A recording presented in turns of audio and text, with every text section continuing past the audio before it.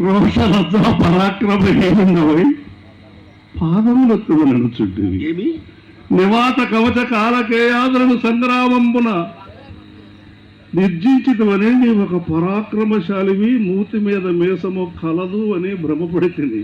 రోషలజ్జ పరాక్రమహీనుడవై పాదములెత్తెదవా చచ్చే ఇది అని ప్రధానము. ఏమి ఏమేమి రోషలజ్జ పరాక్రమహీనుడుగా నీకిదే దుర్వార ప్రధాపాదన చూపిదా హారనేత్ర విజయములకు దారుణాస్త్రములు నా వద్ద ఇంకొన్ని బాయిలేదు. మరి నువ్వు శంకరుడి కౌనాకాక్షదత్త పాశుపతాస్త్రం విదుగో. నీ దారుణాస్త్ర పటుత్వమును పాశుపతాస్త్ర మహత్వమును అడుగనేలా.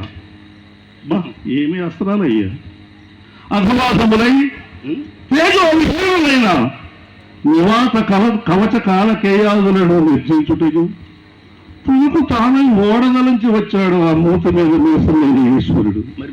అతన్ని ఎంచుటయు ఒక పరాక్రమమునయా భావించుకొనుచున్నావు.